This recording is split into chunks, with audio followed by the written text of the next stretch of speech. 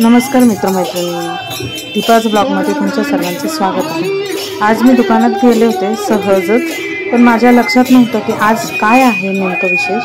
तर पहा आज काय घडलं।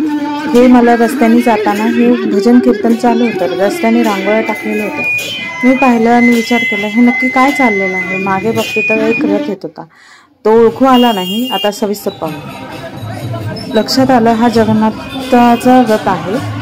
तर आता थोडक्यात तुम्हाला एक स्टोरी सांगते की रथ का निघतो।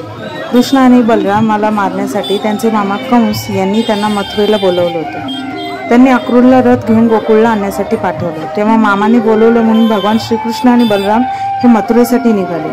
त्यांच्या या प्रस्थानासाठी ही जगन्नाथ रथ यात्रा दरवर्षी आषाढ महिन्याच्या शुक्ल पक्षाच्या द्वितीय तिथीपासून सुरू होते, ते आषाढाच्या शुक्ल पक्षाच्या 11व्या दिवसापर्यंत असते। तर अशा पद्धतीने पहा हे दर्शन मला अचानक घडलेलं आहे आणि तुम्ही पाहिलंच असेल मागच्या ब्लॉगमध्ये मी जगन्नाथपुरीला जाऊन आले। मला छान दर्शन तिथे घडलं होतं आणि असंच अनपेक्षितपणे मला माहीत काही नसताना सुद्धा मला हे आज दर्शन घडलेलं आहे। मी खरंच खूप स्वतःला ब्लेस समजते।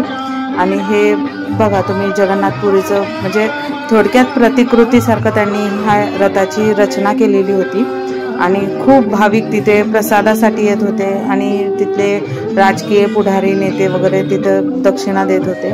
मी सुद्धा तिकडे दक्षिणा दिली आणि मला फळ स्वरूपात बुंदी आणि सफरचंद मिळालं। तर भरपूर गर्दी अशी तुम्हाला दिसत असेल। हे पहा हा मुलगा मस्त शंख वाजवत होता आणि इतका सुंदर आवाज येत होता, प्रसन्न वातावरण होत होतं आणि हा असा मला प्रसाद मिळाला। आणि खरंच खूप आजचा दिवस माझा खूप छान गेला।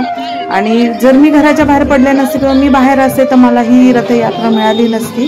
तर थोडक्यात सांगण्याचा उद्देश असा की देव हा आपल्याला कुठेही कसाही भेटतो, जर आपल्या नशिबात असेल देवाचं भेटणं आणि आपलीही तेवढी श्रद्धा असेल तर। अशा पद्धतीने असं अनपेक्षितपणे मला आज जगन्नाथाचं दर्शन घडलं आणि मोह काय आवरत नव्हता। थोडा वेळ मी चालले, रथ ओढला आणि खूप छान वाटत होतं।